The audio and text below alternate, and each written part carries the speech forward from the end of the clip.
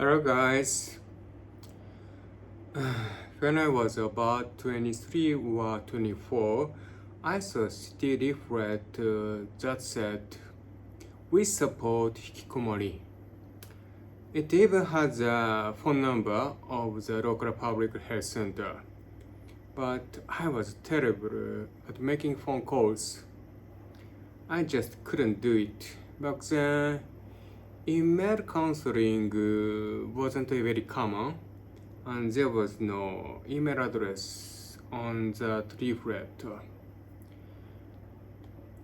At that time, I was completely shut in, perfect hikikomori. I asked my mother to let me go to the hospital, but she said no. She told me that taking medicine for mental health would only make things worse and explained how scary the side effects could be. My mother is a public health nurse, so when a medical professional says that, it's hard to argue back. My sister is a local. My sister is a social worker. Even though there were medical and welfare experts in my family, I couldn't get any help. Maybe it was because they were experts that I couldn't get connected. I had almost no contact with anyone outside my family, so I had no one to ask for advice. Even if I had had someone, it would have been hard to bring up such a heavy subject. At the time, I didn't even know how to take the train or pay at a store. I looked like an adult, but inside I felt like a teenager. In fact, I probably knew even less about the world than most teenagers. Since I skipped school and spent almost all my time at home, that embarrassment made it harder to leave the house. It was a vicious cycle. I asked my mother, "Can you call the public health center for me?" She refused. I ended up hitting her and forcing her to make the call. I still deeply regret I still deeply regret that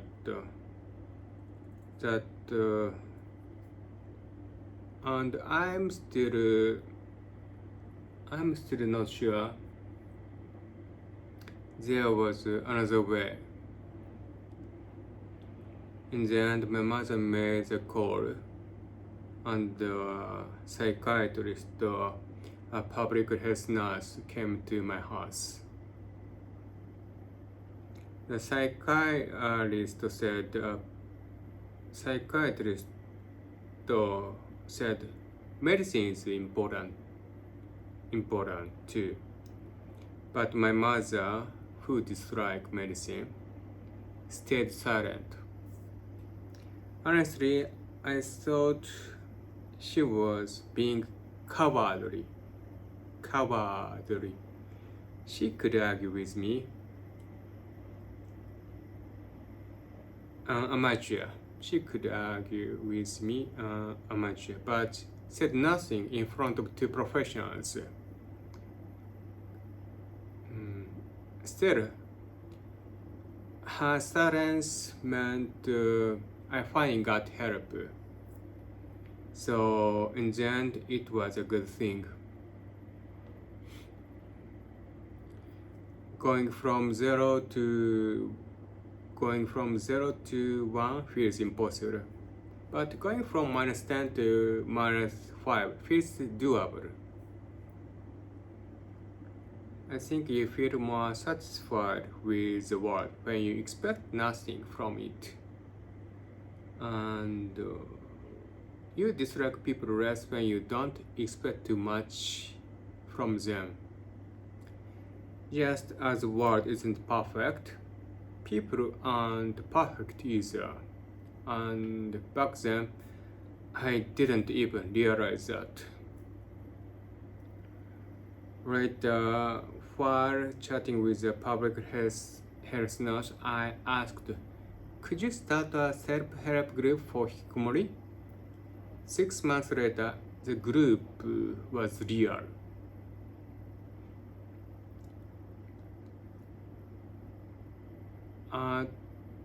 At first, only 3 or 4 people came. One person didn't even show up at the next meeting. Over time, the group grew. But some members suddenly stopped coming and disappeared. The group had prefecture and city staff, clinical psychologists, and volunteers. So it was well organized. Going outside felt strange at first, but I slowly got used to it.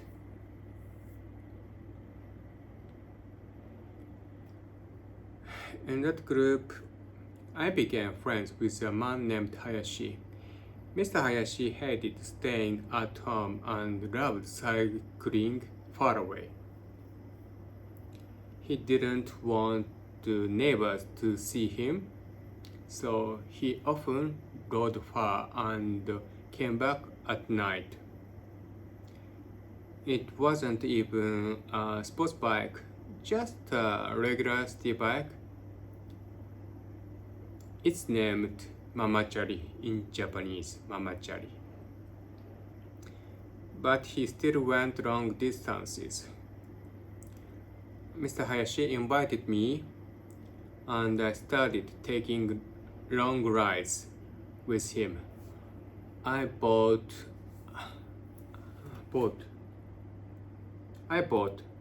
got the paper maps and marked the places we visited. It felt like playing a role-playing game. Smartphones didn't exist yet, so I explored the world with all my senses. It really felt like an adventure, like Goonies. A few years ago, another friend, Kotaro, who wasn't part of that group, he invited me to ride from my home to Haneda Airport and back, about 120 to 130 kilometers in miles. That's around 75 to 80 miles. Long distance.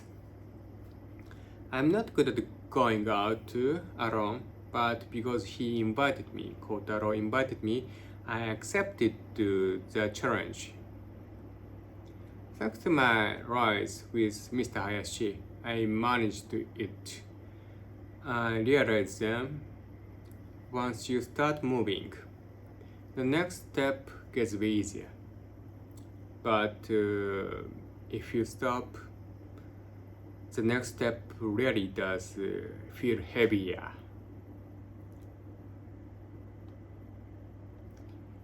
From now on, I'd like to travel far on my own, Until now, I mainly followed my friends and depends on them.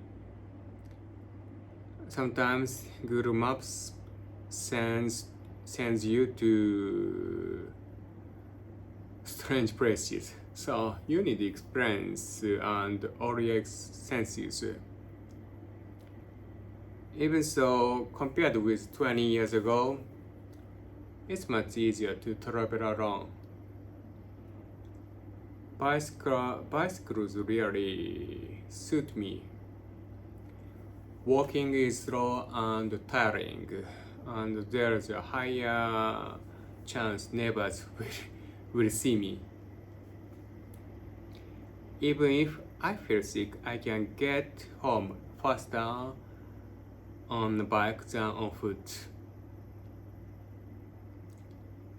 Cars and motorbikes cost a lot, and things like insurance and accidents make me feel a heavy connection to society that I can't avoid. That really scares me. It feels similar to the fear I have when I have to apply for something at a government office.